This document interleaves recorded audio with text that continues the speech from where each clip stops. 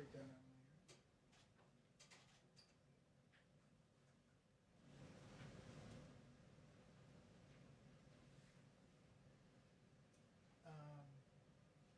No, what would I usually have?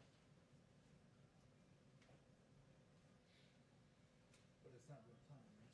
Yeah, I don't want that. So if you could block it out, that'd be good. Yeah.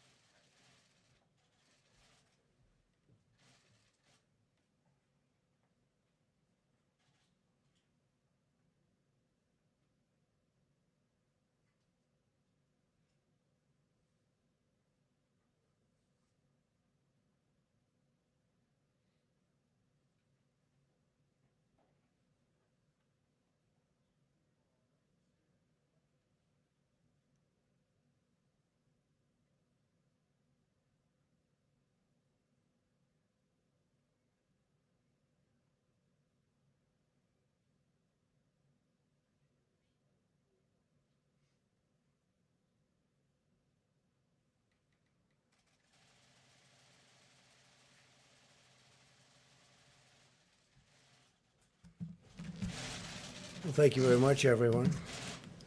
Got a very big day today. I want to start by saying that our love and prayers of every American continue to be with our fellow citizens who have lost a cherished friend or family member to the virus. Amidst our grief, we're making tremendous strides against this invisible enemy.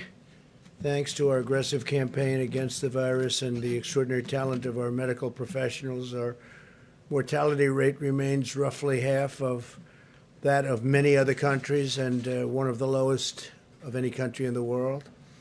And that's due to a lot of things, but our medical professionals have been incredible. Since we announced our guidelines on opening up America, as we call it, we say opening up America, and we add the word again. I think we can add the word probably again, but that's what it is. We're opening up America again. 20 states representing 40% of the U.S. population have announced that they are making plans and preparations to safely restart their economies in the very near future. So that's 20 states. It's about 40% of our country. They're moving along pretty quickly. 3 announced today, as you know.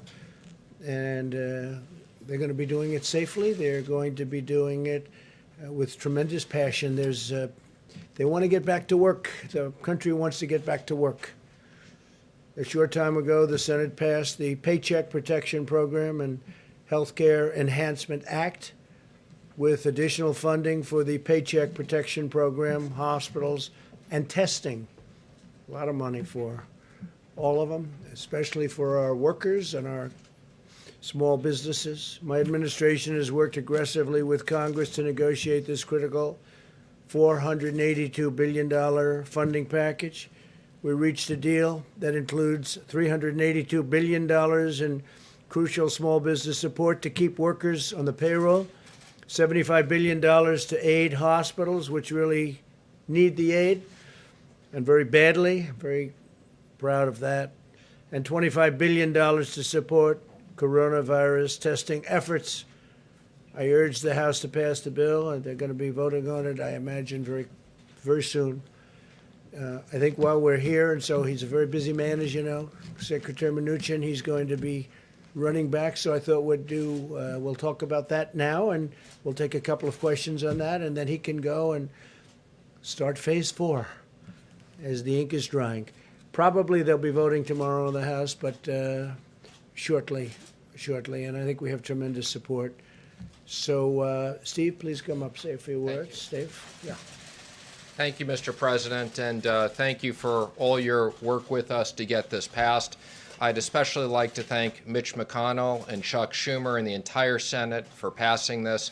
I'd also like to thank Kevin McCarthy and Nancy Pelosi, who have been working with us round the clock as well, and our Chief of Staff, Mark Meadows, who was also very instrumental in this. Let me just comment. We've had tremendous support for the PPP. This gives us another $310 billion for the PPP. We look forward to the House passing this tomorrow and being up and running quickly after that.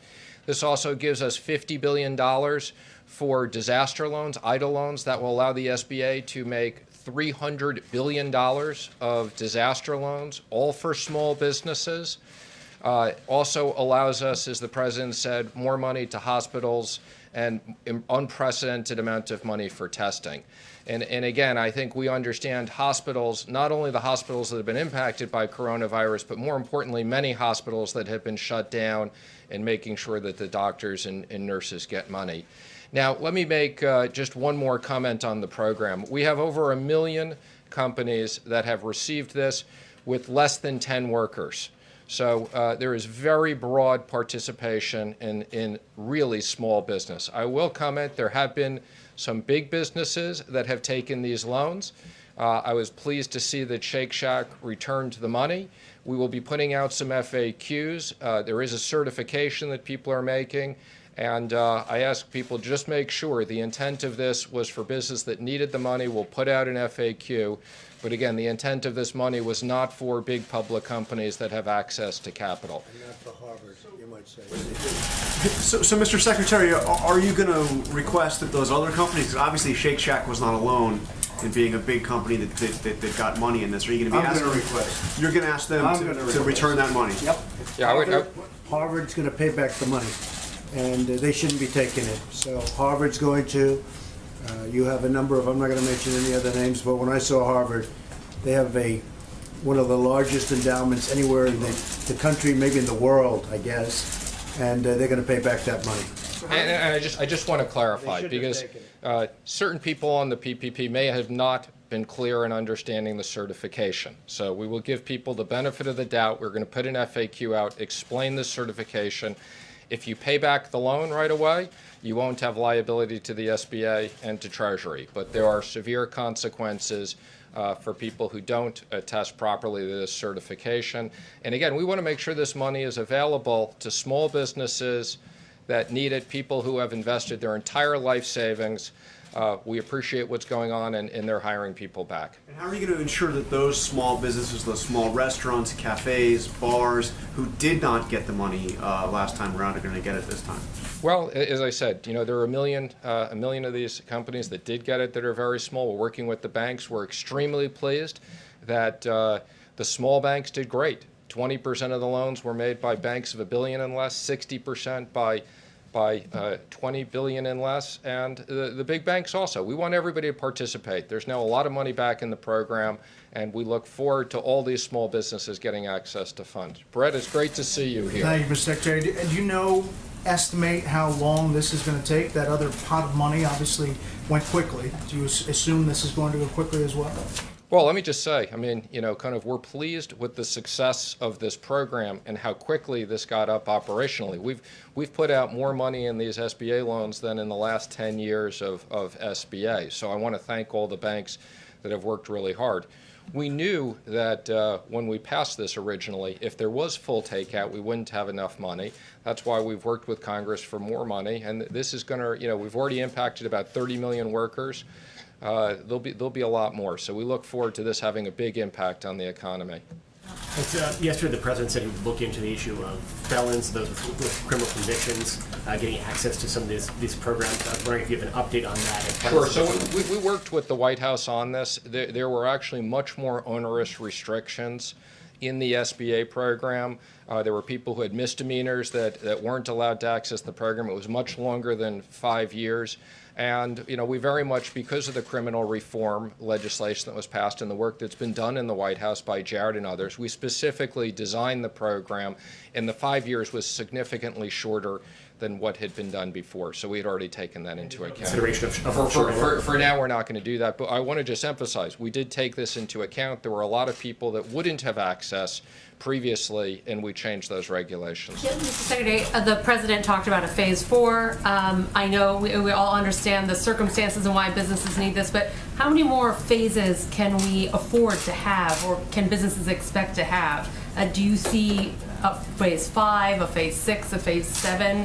What's your thinking on this? Well, first of all, I very much appreciate the president's support for phase 4. He put out a tweet.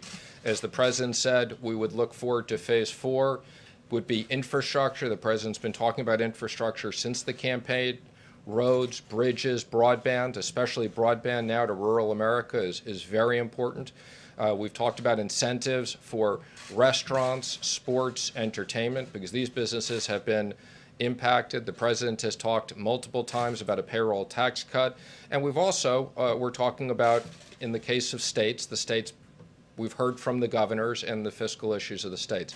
I think phase 4 will most likely be what we'd need. I think based upon what we're seeing and the reopening of the economy and the amount of money we're putting in and working with the Federal Reserve on 13.3, I think you're going to see a lot of liquidity, and we look forward to business rebounding, especially later this summer. Just real quick to follow up, and the PPP program, is this the last tranche of money you think you're going to need for small businesses? We would expect this is the last tranche, but obviously we can always reconsider that. But this is a lot of money going out. Again, let me just be clear. It's another $310 billion here and another $300 billion of loans. That's over $600 billion putting into small businesses, which are the backbone of the economy, 50% of the private payroll. How much do you think phase 4 will cost? And it will include all of those things? It'd be premature for us to comment what the cost is. We'll work with Congress on that, and we'll consider it. Infrastructure could be a big investment. That's going to be size of the taxpayer dollars that are going out the door. You fellows come to a different way of thinking about the need for oversight, independent oversight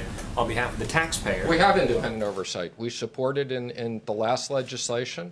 Let me be very clear. We have a new inspector general. The president has already picked someone for that position. We look forward to the person being confirmed.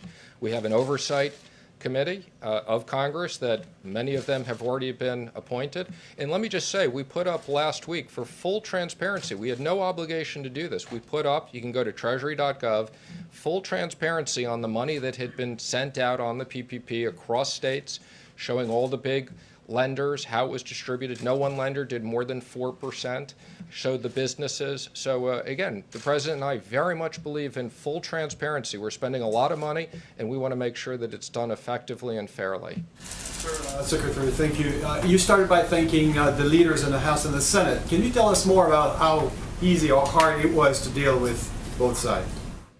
Well, we've been working around the clock. I think there's been very good bipartisan support to get this done. The Congress is coming together, understanding the importance of this, and we've been working around the clock for days. So this is important legislation. It was a lot. We spoke to a lot of people. Mark Meadows has been fantastic, as I said. It's great to have him here in the White House. I couldn't have done this without him working on this with me, and the President and Vice President have been available to us around the clock. So this was a big team effort. Collaboration of the Democrats? Absolutely. We couldn't have done this today without unanimous consent and the Democrats being on board, and we look forward to this being passed on a bipartisan basis tomorrow. This is a real example of the country coming together to fight this virus. What is your best understanding of what Mitch McConnell wants from an infrastructure package? Again, I think we're not at the point of designing that. Like every other bill, we will work with senators on both sides on a bipartisan basis. I can tell you there's a lot of support, particularly for things like broadband and especially what's going on today. But the President has talked about, I was on the campaign with the President, we've been talking about bridges and tunnels and rebuilding this country for years. So the President wants to make a big investment in this. What does Mitch McConnell? Mr. Secretary, what will we see the $17 billion portion of CARES reserved for companies deemed critical for national security? And also, will oil companies fit into that at all, per the President's tweet? So we're in the process of putting out guidance. That part was really designed for national security companies that are either major suppliers to the Department of Defense or companies that have top secret clearance. So that national security provision was very clear when we did that. The President has asked me to work with the Secretary of Energy. Obviously, the energy business is very important to us. This has national security issues, but different. And we look forward to both looking at what existing capabilities we have, and that will be something we may need to go back to Congress and get additional funding for. Similar to the airplane or airline bailout at all, or would that differ? Completely different situation. I mean, what you have with the airlines is, we had a very, very good airline industry. Because of the virus, they basically shut down. We have a situation now with the oil business, partially because of the virus, for less demand, but partially also because of too much supply. But, the President is determined. We want to maintain our energy independence, and the President has asked me to look at all of our options, and we're doing that. Obviously, it's a pretty extraordinary situation where you saw the front month of oil futures trade negative. Hi, on the issue of the fourth stimulus bill and aid to state and local governments, any thoughts on whether that money should be proportionate to the rate of infection in states so that harder hit states? Interesting, but way too early to consider that. Whatever we do, we'll do on a bipartisan basis. The President has listened to the governors. I've had the opportunity to be on multiple video conference calls with the President and the Vice President. We're reaching out to a lot of people. There's a lot of states that have been impacted, but way too early to figure out that level of design. You mentioned if a large company applies for one of these loans and maybe manipulates or works the system or works the loopholes to get it, what are some of the consequences to, if a large company tries to get one of these PPP loans? What can you do? Well, you used the word manipulate. I'm going to give people the benefit of the doubt. Again, we're going to put up very clear guidance so that people understand what the certification is, what it means if you're a big company. Again, there is a provision for, where there are multiple affiliates that people can access this, but the intent was not for companies that have access to plenty of liquidity and other sources. And again, if to the extent these companies didn't understand this and they repay the loans, that will be okay. And if not, there'll be potentially other consequences. Can you talk about what those consequences could be? Again, you can look at the certifications. They're quite significant. Do you have an estimate of how many jobs have been saved with all the money that's gone out in PPP so far? Well, I can tell you the PPP so far is over 30 million jobs. And again, that doesn't account for other money that we've sent out. And again, we're very pleased. The direct deposits have gone out. We've started sending out the checks. We're also going to be supplementing our capability and sending prepaid debit cards so we can get money out quickly to people. So everything that the President has had us working on is providing significant stability in the economy while we're dealing with this difficult time when, for medical reasons, we've closed down major parts of the economy. Thank you very much. That was a very nice question. Thank you, Thank you, Mr. Steve. President. See you later. That was a nice question, actually. It's a good question, too. So the noble fight against the invisible enemy has inflicted a steep toll on the American workforce. As we all know, millions of Americans sacrificed their jobs in order to battle the virus and save the lives of our fellow citizens. We have a solemn duty to ensure these unemployed Americans regain their jobs and their livelihoods. Therefore, in order to protect American workers, I will be issuing a temporary suspension of immigration into the United States. You heard about that last night. By pausing immigration, we'll help put unemployed Americans first in line for jobs as America reopens. So important. It would be wrong and unjust for Americans laid off by the virus to be replaced with new immigrant labor flown in from abroad. We must first take care of the American worker, take care of the American worker. This pause will be in effect for 60 days, after which the need for any extension or modification will be evaluated by myself and a group of people based on economic conditions at the time. This order will only apply to individuals seeking a permanent residency. In other words, those receiving green cards, big factor, will not apply to those entering on a temporary basis. As we move forward, we'll examine what additional immigration-related measures should be put in place to protect U.S. workers. We want to protect our U.S. workers, and I think as we move forward, we will become more and more protective of them. This pause on new immigration will also help to conserve vital medical resources for American citizens. A short break from new immigration, depending on the time we're talking about, will protect the solvency of our healthcare system and provide relief to jobless Americans. Today, Vice President Pence visited the hardworking men and women of General Electric Healthcare in Madison, Wisconsin, who are working 3 shifts a day to quadruple their production of ventilators. We're way ahead of schedule on ventilators, as you know. That's why it's never brought up by the media. They don't like to bring things up when we're doing so well. GE is also working with Ford to make 50,000 ventilators in the next 100 days, more than our entire country typically produces in a very long period of time, doing that in a matter of a few weeks and a few days. Earlier today, I had a very productive meeting with Governor Cuomo, as you probably saw, to discuss his statewide testing strategy and how we can work together to help expand it, with the goal of doubling testing in the next few weeks. And New York State will be continuing to control the testing of their citizens and will also manage their state and local laboratories. They have a lot of great laboratories there, more than anybody would ever have known, frankly. The federal government will work along with the state on the national manufacturers and distributors. Together, we'll all work together to help them secure additional tests, and we hope that this model will work with the other states as well. I think it will, for the most part.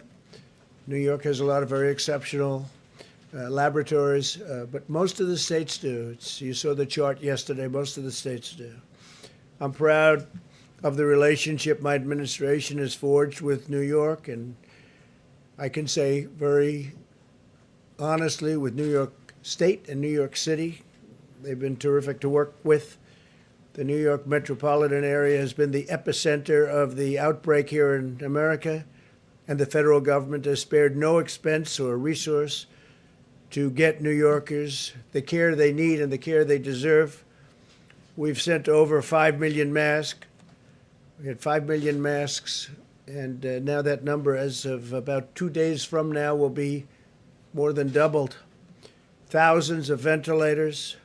In fact, so many ventilators that the governor is going to be sending up some to Massachusetts and a couple of other locations. We have a great deal of ventilators, which people thought would be impossible about a month ago.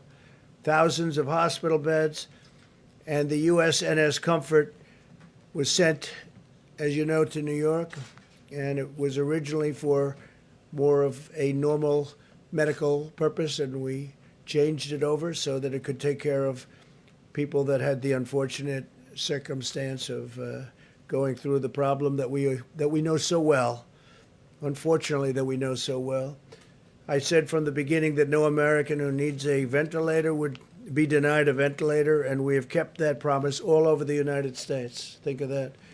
Other countries are desperate for ventilators. They have many deaths because they don't have a ventilator. And I've asked Andrew if we could bring the Comfort back to its base in Virginia so that we can have it for other locations, and he said we would be able to do that. Javits Center has been a great help to them, but we'll be bringing the ship back at the earliest time, and we'll get it ready for its next mission, which will, I'm sure, be a very important one also. But it was an honor. They reconverted it after it got there into handling an event that they were not expecting to be handling. The FDA has now authorized more than 50 diagnostic tests, including, as of late last night, the first test that a patient can take home. He can take it at home, and it's highly accurate. LabCorp intends to make the home collection kits available to consumers in most states with a doctor's order in the coming weeks. We also have 4 different antibody tests already authorized. Tests will help identify individuals who can donate convalescent plasma, thus providing potentially life-saving antibodies to American patients. Dr. Hahn will be providing you with an update on these developments in a few moments. He's done a great job at the FDA. We continue to gain ground in the war against the unseen enemy, and I see light at the end of the tunnel. I actually see a lot of light at the end of the tunnel, and we're starting the process. We're starting a very, very powerful, important process. You see that people are getting very anxious. They want to get going. They want to get back to their jobs. They want to make money. They want to take care of their families. So the light is getting brighter and brighter every day. And with that, if I could, I'll ask Dr. Birx to come up, and then Dr. Hahn. Thank you very much. Thank you, Mr. President. So looking at all of the information across the United States, we do see improvement across all the large metros. I know you know that we've been talking about the New York metro area, New York City, Rhode Island, Connecticut, Long Island, and really we do start to see improvement there, and we see improvement even now in Rhode Island and Connecticut. The Detroit metro is doing quite well with significant declines now. New Orleans is nearly back to their baseline of where they started for new infections. We also are seeing improvements in Chicago and Boston, and that has been a great concern for us over the last several weeks, but they appear now to be flattening. Both also Philadelphia and Houston, Atlanta, Nashville, Baltimore, Indianapolis, and St. Louis also appear to be flattening. The DC metro area, we don't see a decline yet, so hopefully all of you are still social distancing and doing everything that you can. I wanted to remind everybody of 2 points. When we brought up and the president put out the guidelines for opening up America again, it was very clear to use data and to really work together to mitigate against any resurgence, and also critically to protect the vulnerable. And what we're seeing across rural America and in some of the smaller population states is we're still seeing outbreaks in long-term care facilities. And we asked everyone in phase 1 to make sure that they continued their social distancing in public, to ensure that the vulnerable with comorbidities and other conditions and among the elderly were staying at home, and making sure we were still providing service to them. But as individual Americans, as we begin to open up, we also made it very clear that individual Americans need to continue all of their hygiene pieces, ensuring social distancing, washing hands, not touching their face, and making sure that they're not bringing the virus home to vulnerable individuals within the household. And remember, those were to continue through all 3 phases. And so really want to call people's attention again to the guidelines. We are continuing to see outbreaks in nursing homes and in confined spaces, and I think as Americans we want to stop that, and we have the ability to do that by really paying attention to the guidelines that were to be in all three phases. And so I'm calling on the states again to note that an informed community and knowledgeable community is a protected community. So make sure all of your states have your cases up, visible to the communities so they can make decisions and understand where the virus is in their community and understand how to tackle it with their state and local governments. This will be absolutely critical. And the surveillance that we called for to find asymptomatics before people get sick as an early warning signal. We ask for those to be in the federal clinics, in our inner city, more vulnerable areas, among indigenous populations, and of course in our long-term care facilities and prisons. We really want to support state and local governments to move forward on these critical monitoring to protect individuals that may be in the most critically vulnerable states. We will continue to see mortality and deaths among our American citizens, particularly in the cities as they begin to move past peak, because deaths will lag. And so we really need to continue to unite and really, really, really support our healthcare providers who are still on the front lines. They have been on the front lines now for weeks and weeks and weeks. And so no matter what city they have been in, they have not seen the relief that we've been able to talk about at the light at the end of the tunnel because of the delay in hospitalizations and deaths. So to our healthcare providers, to our respiratory therapists, and to everyone in the labs, thank you for the work that you're doing to protect Americans and give us one of the lowest mortality rates in the entire world. Thank you. Thank you very much. Thank you, Mr. President. And I just want to echo what Dr. Burke said just a few short months ago. I was one of those doctors on the front lines, and I know how terrific they're working and how well they're doing for the American people. And a shout out to them for just the wonderful work that they do every day. So President Trump asked the FDA to remove all unnecessary barriers that were in place to help with the development of both diagnostics and therapeutics, and we have done that. I'm here to give you an update on FDA's efforts around serologic tests, which, as you know, are antibody tests, which detect in the blood the natural immunity that someone might develop in response to infection, in this case COVID-19. These aren't diagnostic tests, but these are tests that actually detect the antibody, so an indication that one has had the infection and has responded. And I think it's important for everyone to understand that the timing of the response of the antibody to the infection isn't completely known, but we know that it takes some time to actually develop that. And there's two types of antibody responses that can be detected.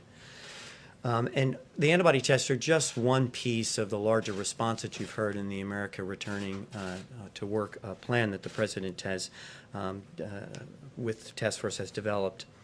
And this pandemic is truly unprecedented in nature, and you'll see reports around the world of different antibody tests that have been used.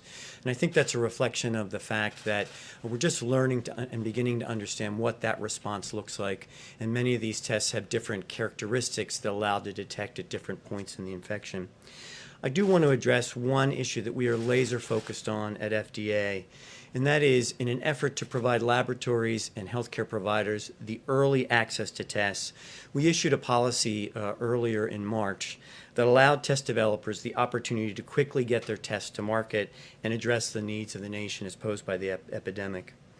In March, we provided this regulatory flexibility to manufacturers, and here's what we required of them.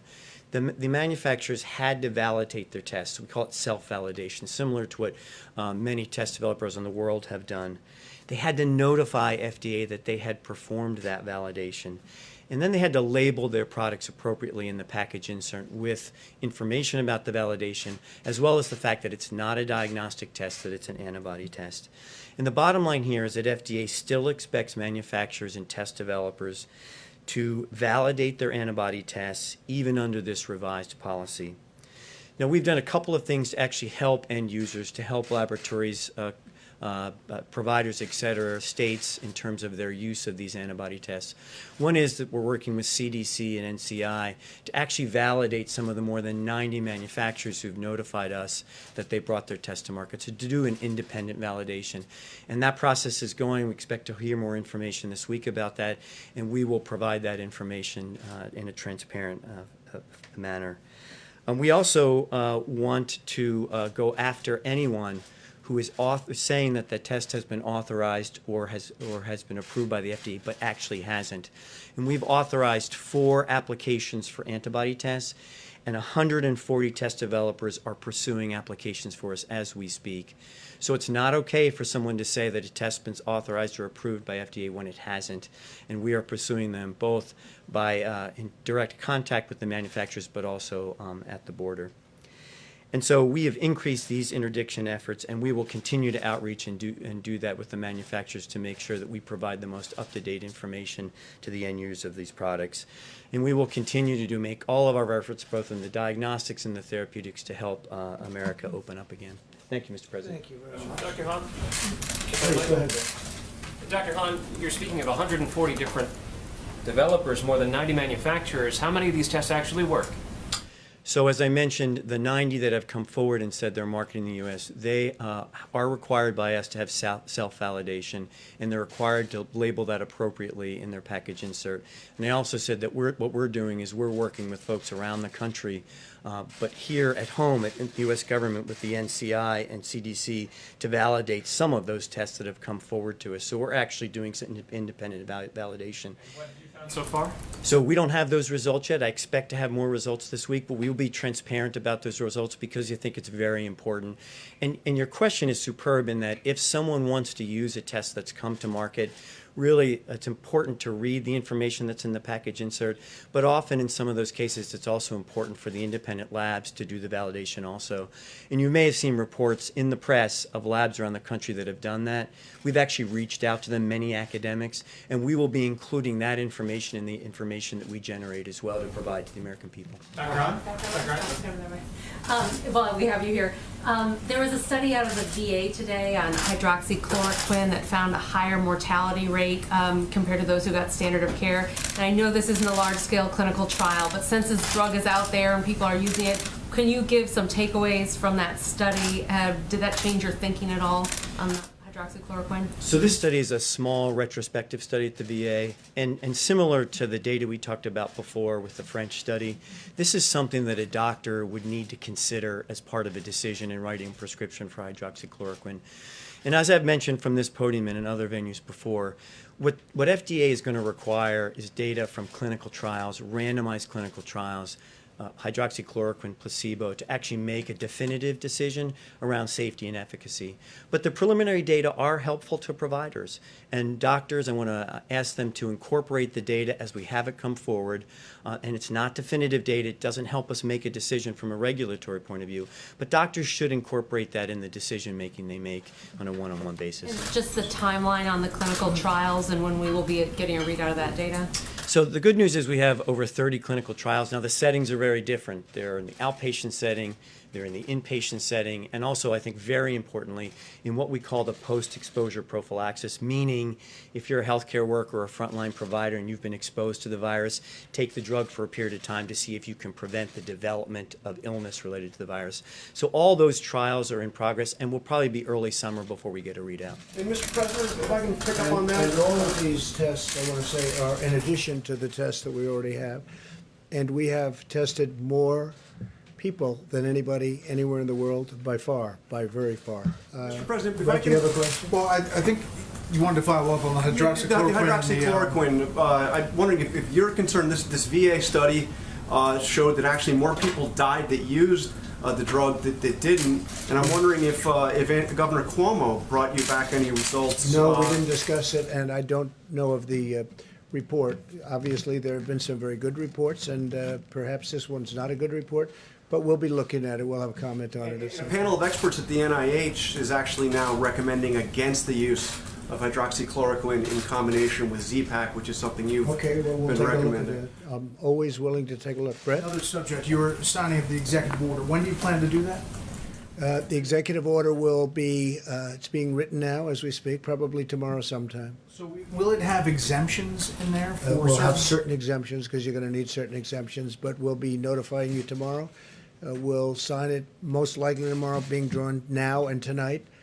And it's something we have to have in this country. We have to have it. So for the people who say it doesn't track with opening up the country to shut down immigration across the board for companies that, and the pipeline that's already in place, what do you say to them? Well, I think it really does. I think it's very strong, obviously, and it's countrywide as opposed to specifically like China or some of the other ones that I've shut down.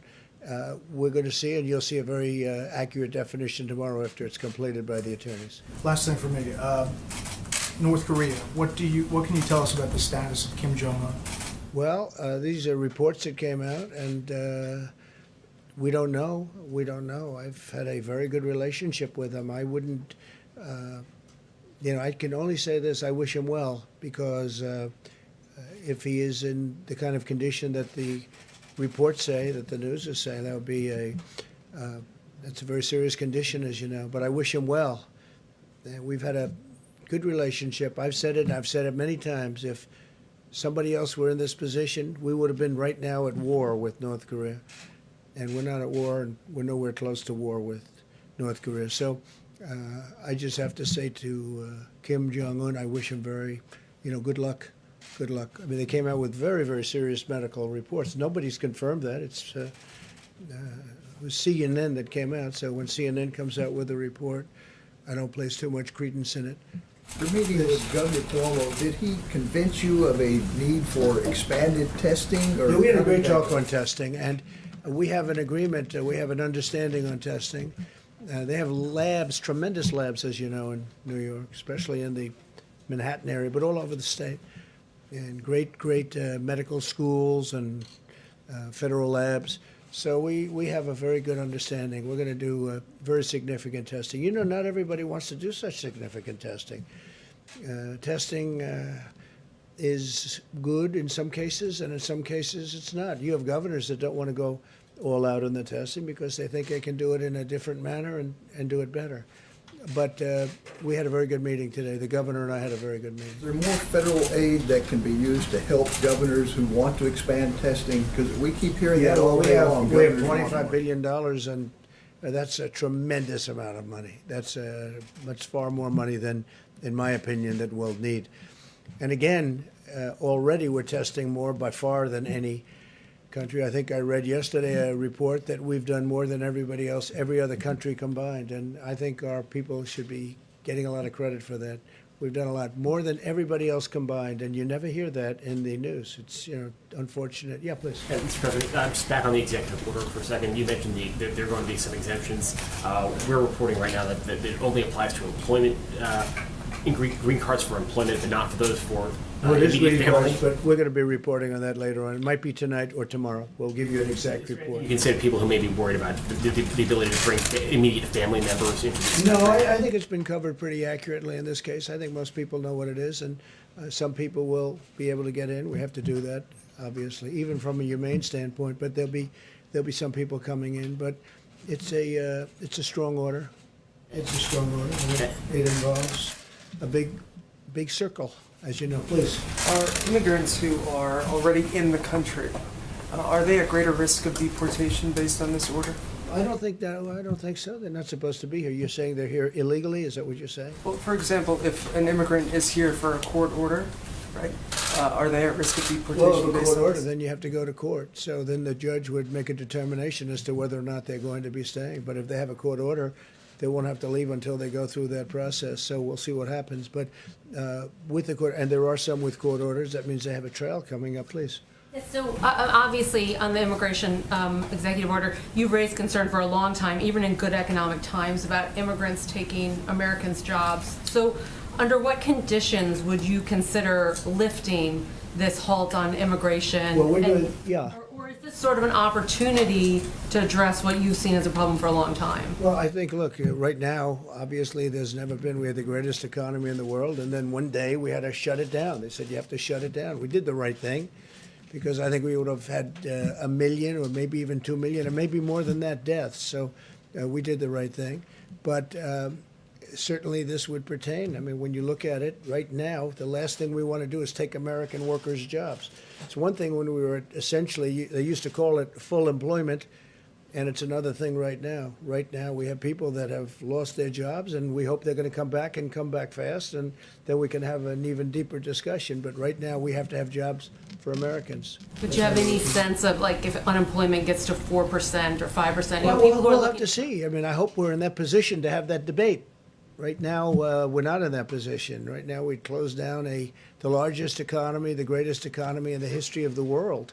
It's the most successful economy. When you look at the stock market, we're breaking records virtually every week, sometimes every day.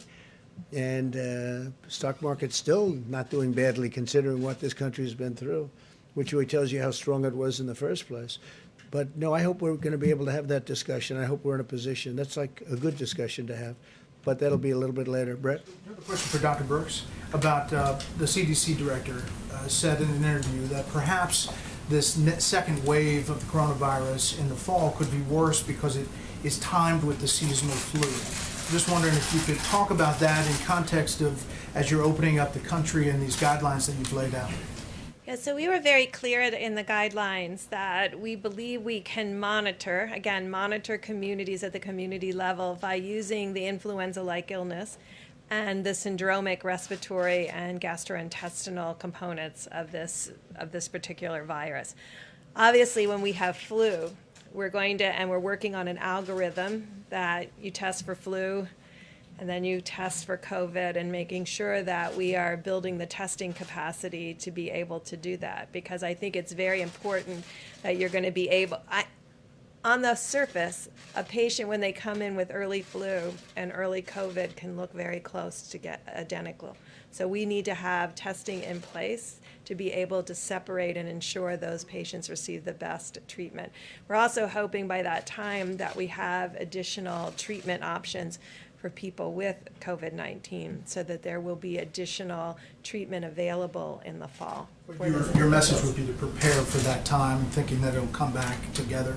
The president has made it clear that we have the emergency, which we have been working on, the opening up guidelines, and just like he talks about phase 4, he has us very much working on the next 60, 90, and for all on with fall, and that's why he's not stopped any of the ventilator orders.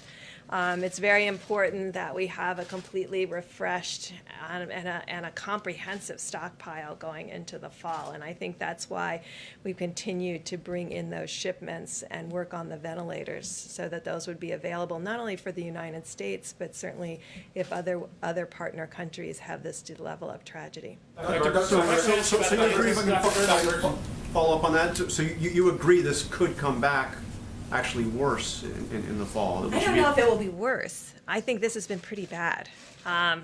When you see what has happened in New York, that was very bad. I believe that we'll have early warning signals, both from our surveillance that we've been talking about on the vulnerable populations. We're going to continue that surveillance from now all the way through the fall to be able to give us that early warning signal. I think what we've learned is how good Americans are about immediately reverting to all of those issues that they need to do in order to ensure that they're protected and their families. And Mr. President, what do you say to the concerns like Georgia is opening up barber shops and bowling alleys and the like, and you saw Lindsey Graham is saying he's concerned that Georgia may be going too far too fast and it could affect people in South Carolina. Obviously, people travel back and forth between states. How do you protect the people of South Carolina, for example, from a potentially bad decision by a governor in Georgia? So he's a very capable man. He knows what he's doing. He's done a very good job as governor, Georgia, and by the way, and South Carolina. Governor McMaster also. So you have two very capable people. We're going to find out. And in fact, I'm scheduled to speak to the governor of Georgia in a little while. But we'll find out. Lindsey Graham's concern that what happens in Georgia can affect everybody. South I have Carolina. a concern about what happens everywhere. I mean, we've got those concerns. And as far as coming back, if they do come back, and they could come back together with heavy on the flu and much lighter on, because I really believe we'll be able to put out the fires. You know, it's like fires. And we've learned a lot. You know, we've become very good at this. When you look at what's happening, when you look at the numbers coming down, a lot of states are in really great shape. You're going to see a lot of openings. But I'll be speaking to the governor of Georgia in a little while. Okay? Mr. President, so the American people need to be prepared for going back to social distancing, even if things relax over the summer, but come the fall, if the virus comes back in coincidence. Well, I with could the flu. see them, and I'll speak for the doctor, and if you'd like either of you to say, but I would say that you keep away until this thing is gone. It's going to be gone at some point. It's going to be gone. And I would say you keep away and you do the social distancing until such time as you know it's gone. We'll know when that time is. Your executive order is to last for 60 days. How will you decide whether to extend it? Does it Well, I'll look at the depend on- economy. I'll see where we are with the economy, basically, and I think I'll have a very easy decision to make. I hope that the economy is going to be great by that time, but we'll see. But right now, in light of the fact that Americans are out of jobs, I can't be taken in. Roll it for another 60 days or? Well, I could roll it for 30 days, or I could roll it for much more than 60 days. We'll have to take a look at the time, but we'll be looking at 60 days, and we'll see what it is. Yeah, in the back. And there is reporting that you... Under immigration order. That's all right. You go. Why don't you go, and then you. Okay, on the immigration order, we'll continue with that. There is reporting that you may actually sign a second order to even limit more of those exemptions that you were just talking about. Can you confirm that It you could are happen considering? if I want, but I won't be doing it tomorrow. I'll be signing the primary order, and then we have a secondary order that if I want to do that, we'll make that determination. We Is can that- do that. Yeah, we can do that at a little bit different time if we want. But that is under consideration at this Yeah, time, a sure, second order? Secondary orders, yeah. Please. Thank you, Mr. President. I have two questions, one from me and one from a reporter who couldn't be in the room because of You social always have distancing. one from you, one from. That's the seat. This is a Okay, print good, that's seat. good. Fine. So my first question is about your immigration order. You campaigned on reducing legal immigration. I remember your speech in Phoenix in 2016 on reducing legal immigration. Oh, I can't In be this- legal and illegal, but no, I've always said you have to come into the country legally, so not legal. What I campaigned on was people just flooding our border and stopping. And by the way, speaking of that, we have 170 miles, almost 170 miles of very powerful border wall up, and it's moving rapidly, very quickly, and it's having a tremendous impact, and it's making our job a lot easier. Plus, Mexico has 27,000 soldiers right now on our southern border that we share with them, and Mexico's been terrific. They've really helped. You also campaigned on reducing legal immigration. And I'm wondering if some critics are saying that you are using the virus now in this crisis to follow through on that promise to reduce legal immigration. No. Well, I want people that are in this country, I want our citizens to get jobs. I don't want them to have competition. We have a very unusual situation where something came in that nobody has seen for many, many decades. Probably 1917 would be the closest analogy if you look at it, when you look at the contagion, the kind of contagion we're talking about. So, no, I'm not doing that at all. I want the American worker and our American citizens to be able to get jobs. I don't want them to compete right now. There's a big difference when we have a full economy, and frankly, where some of the companies, we have many companies moving in, where they need workers. That's a big difference between that and where all of a sudden a lot of people lose jobs. As you know, a lot of farmers rely on seasonal migrant workers that that's come in not on going the to be affected.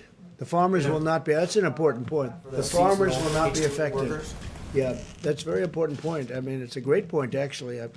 I'm glad you brought it up. No, the farmers will not be affected. Your They've had cases where they stopped everybody from coming in, and all the farmers went out of business. They were literally out of business. You remember that, Brett? It was not so long ago. But it's easy. It's easier to stop everything cold than it is to plan it so that the farmers have the people that have been working on those farms for many years, and that's what we're doing. No, the farmers will not be affected by this at all. If anything, we're going to make it easier, and we're doing a process that will make it better for those workers to come in, to go to the farm where they've been for a long time. Now, for a question from a reporter who's out of the room, this is from the Washington Times, Tom Howell. Why hasn't the CDC, the federal government's main disease-fighting agency, had a more public-facing role amid the pandemic? It was holding regular media calls early on, but has not held one since early to mid-March. Well, I can tell you that CDC has been terrific. We've worked with them very closely. They were very much involved, even in the border decision that I made last night. And the director's doing a good job. And We have always, whether it's Tony or Deborah or Steve, we have always a lot of people up, and certainly as you've seen, the director's been here a lot, right? He's been here, he's been sitting here, he's been speaking a lot. No, CDC is very much involved in everything we've done. Well, Yeah, that's please. more calls. The director of the CDC said the protests against stay-at-home orders are not helpful. You've encouraged some of these protests. What are your thoughts on the CDC director saying that these protests are not a good Well, idea? people, look, it's not a question of helpful or not. People want to get back to work. And I've watched some of the protests, not in great detail, but I've seen that, and they're separated. There's a lot of space in between. I mean, they're watching, believe it or not, they're doing social distancing, if you can believe it. And they are, and they're protesting, but the groups I've seen have been very much spread out. So I think that's good. Look, people, they want to get back to work. They got to make a living. They have to take care of their family. They don't want to do this. It's, unfortunate, maybe one way or the other. Both are unfortunate. But you have a lot of people out there that are anxious to get back.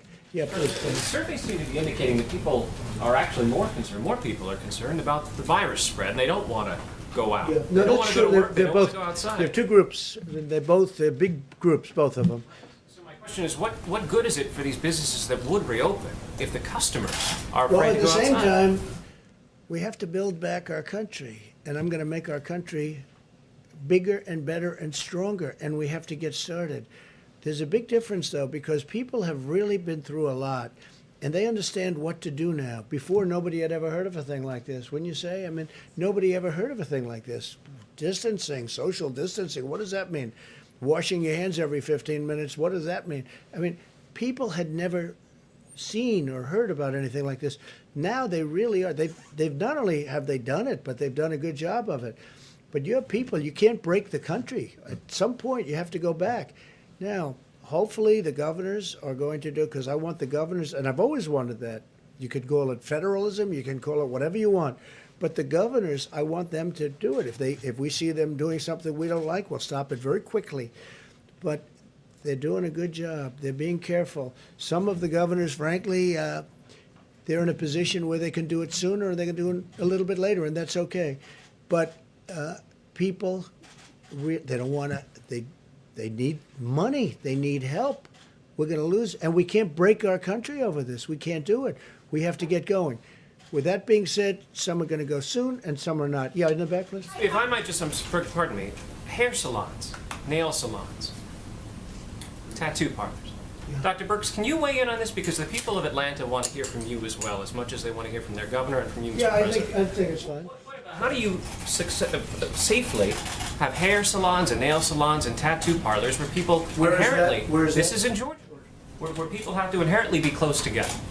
I think what I've been trying to communicate over the last several days is it's really important that the governors and mayors communicate critical information to their communities and show very clearly the data. Remember, we wanted this data and evidence-based, the data that they utilize to make decisions and the data that the mayors should use in each of the communities, because it will have to be on a community-by-community opening, because there are different communities in different places, even in Georgia. And so I believe people in Atlanta would understand that if their cases are not going down, that they need to continue to do everything that we said: social distancing, washing your hands, wearing a mask in public. So if there's a way that people can social distance and do those things, then they can do those things. I don't know how, but people are very creative. So I'm not going to prejudge, but we have told people very clearly, and the President guidelines made it very clear about the expectations of phase one.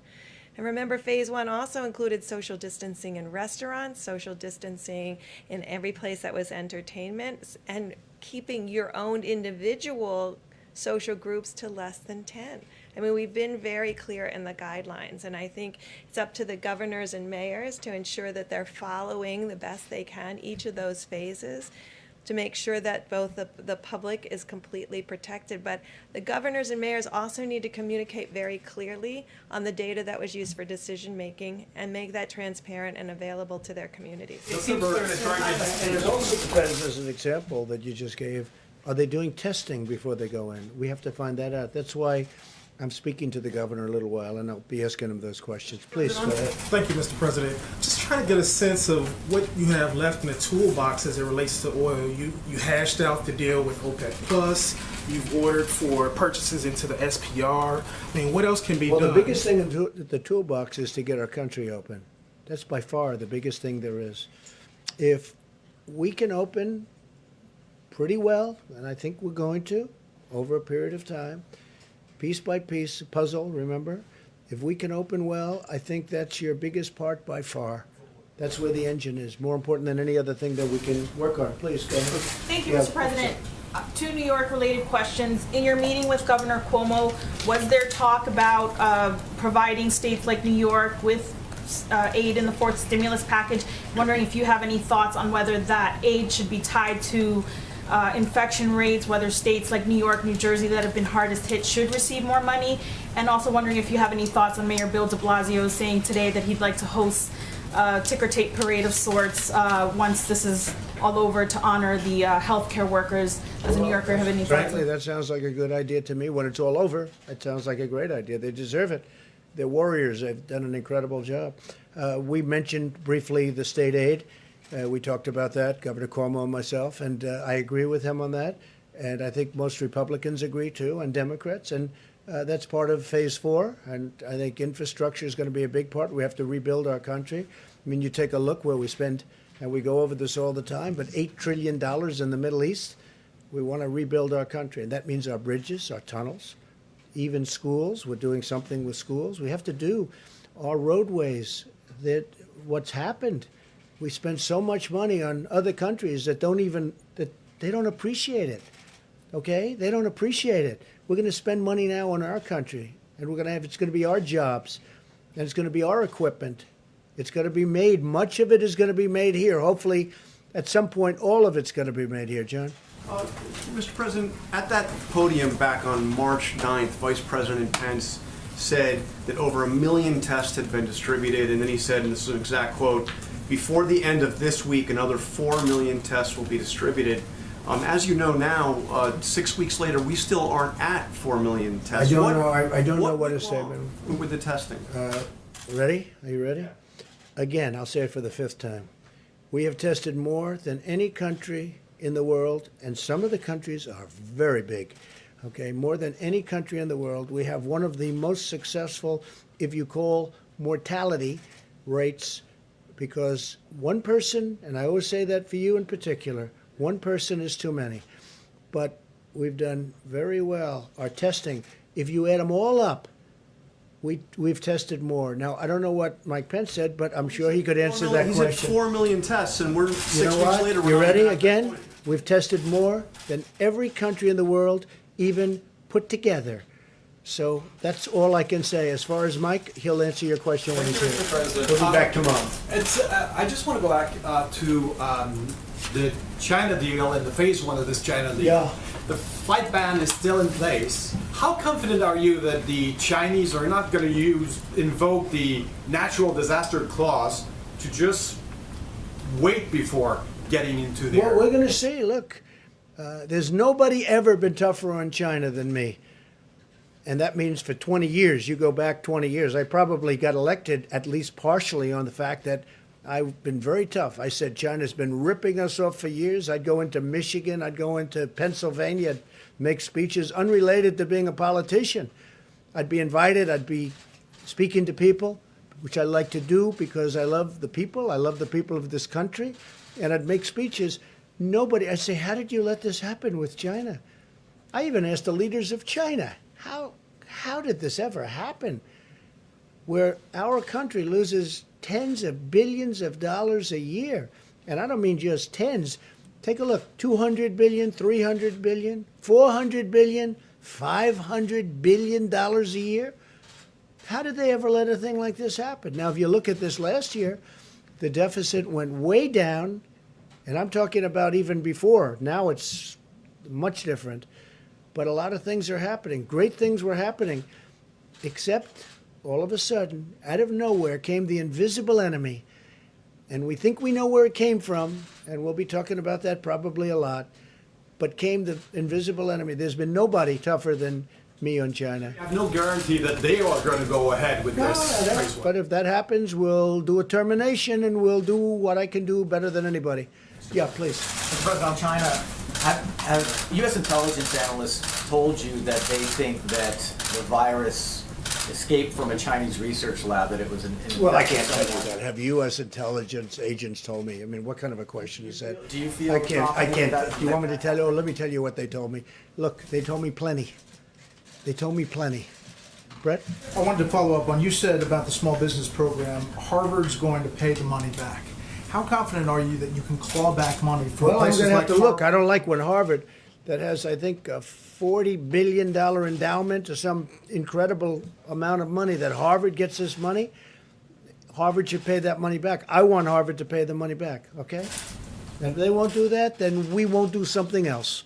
They have to pay it back. I don't like it. I don't like it. This is meant for workers. This isn't meant for one of the richest institutions, not only far beyond schools, in the world. They got to pay it back. I want them to pay it back. Yeah, Mr. President, your Florida clubs have had to furlough workers. That's true. Have you thought about asking your family members to maybe keep some of those workers on the payroll to help instead of sending them to the federal other companies do that? Yeah, in Doral, you're not allowed to have the golf courses open. You can't have the clubs open. You can't have anything. It's a big hotel and resort. And I think there's probably 750 people. So you can't have anything open. And you say, what are we going to do? Have full payroll and have the whole place with, there's no income coming in. First of all, everyone's home, and they're supposed to be. Second of all, in Florida, you can't use golf courses. That one I'm not sure I agree with. You have parks and golf courses where you have open space, but that's what it is. So I have others also. Then I have others in different states. I have a lot of different properties. But again, my children run them, and I love my children, and I wish them well. I look forward to comparing my numbers to my children's numbers. I think I'll do better.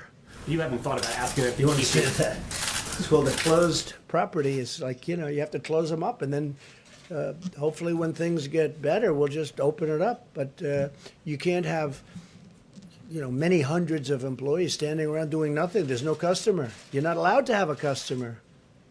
So in some places it's very strict. New Jersey's strict. New York is strict. And you have to do what you have to do. And it's too bad. I feel so badly when I see that. I think that it's a tough policy, but I go by whatever the policy. That's a state policy in the case of Florida. You've communicated regularly with Kim Jong-un, the North Korean leader. Are you going to try to reach out to him to check on his condition? Well, I may, but I just hope he's doing fine. I mean, I've had a very good relationship with Kim Jong-un, and that's to the benefit of the country. That's not a bad thing. That's a good thing. And I'd like to see him be well, and we'll see how he does. Again, I don't know that the reports are true. Do they have a line of succession as far as you know? I don't want to ask him that. I have asked him that, but it's not my purpose to tell you that, in all fairness. But, I hope he does well. Please.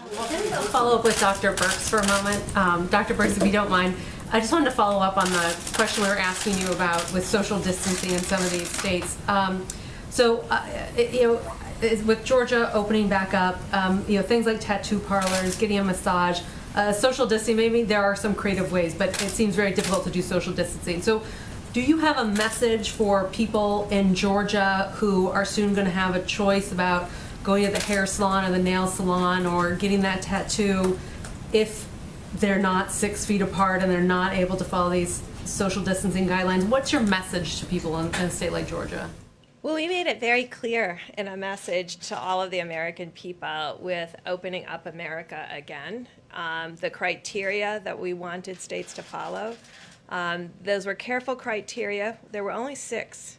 They were carefully selected in conversations with epidemiologists around the world and with CDC to really pick things that people could understand and use platforms that people have utilized in the past. But it was built on the premise that it needs to be data-driven and it needs to protect those who are most vulnerable. And then it went through the phases, and the very first thing it says, in all phases, all individuals need to continue to wash hands, protect the vulnerable, ensure the safety of others.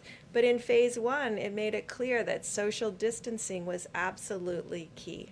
And I think it's on the White House website, and we ask every American to read it and to use that as their guidelines. Now, we've also asked governors to create county-level information so that communities can see the information and understand why they may be different than a different county, so that it's very transparent and understandable. I had a question here a couple of days ago on a Jacksonville beach, and Jacksonville is dramatically different than Miami.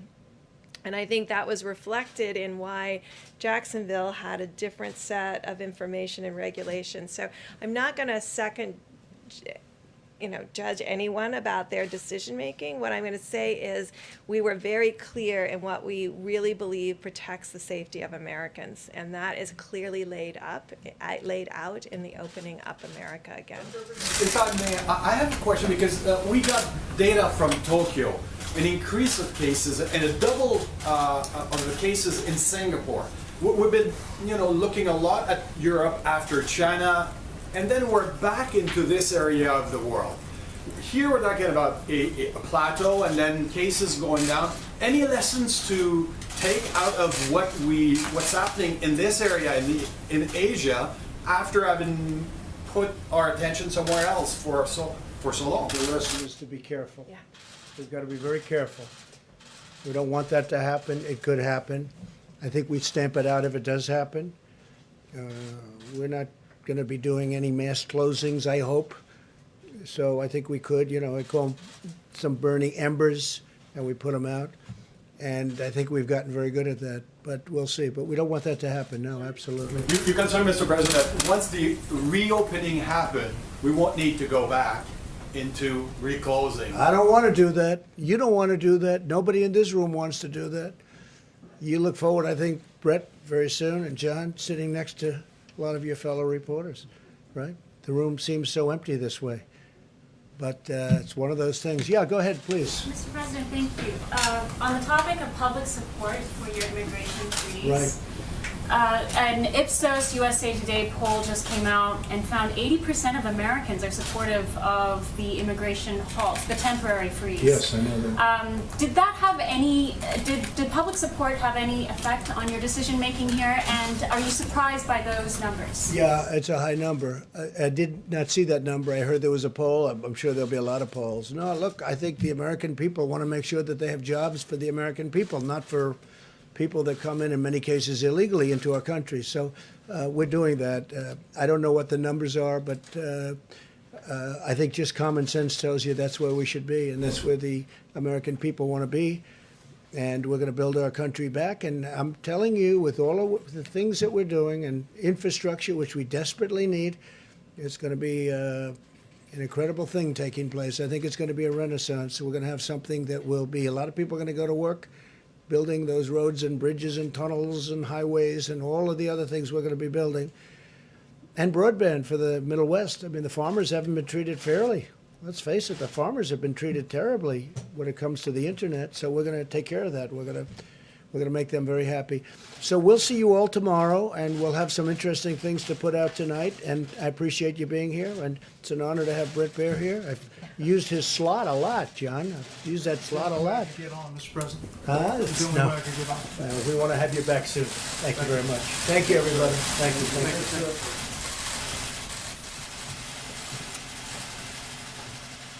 All right, there you see the President of the United States wrapping up.